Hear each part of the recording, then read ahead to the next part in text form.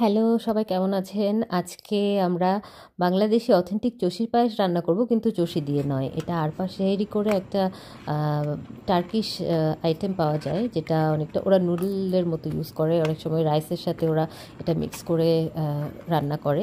কিন্তু এটা আমার কাছে খেয়ে মনে হলো যে অনেকটা আমাদের দেশের চষির মতো, যেহেতু এটা হুইট ফ্লাওয়ার দিয়ে ওরা বানায়। কিন্তু এটা মেশিন মেড, এটা হ্যান্ডমেড না। চষিটা হাতে আমরা করি।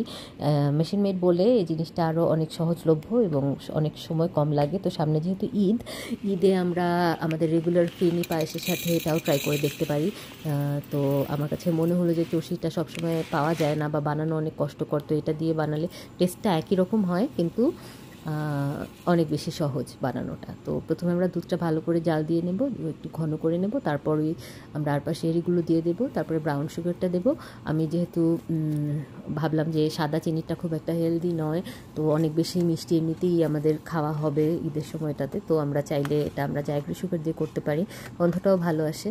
আমরা জায়গ্রি সুগার না পেলে সেক্ষেত্রে গুঁড়ো ইউজ করতে পারি, সেটাও আরও বেশি ভালো হবে খেতে আমার মনে হয়।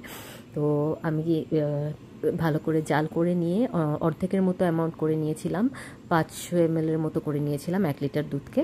তো তাহলে ওইটা অনেক একটু ঠিক হয়, আর পায়েস তো একটু ঠিক হলেই ভালো লাগে, আমরা সবাই সেটাই জানি। তো আমি একটুখানি এলাচি পাউডারও ইউজ করেছি এখানে।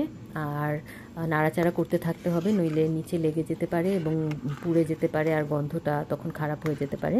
তো আমরা খুব একটু ধৈর্য নিয়ে নাড়াচাড়া করব।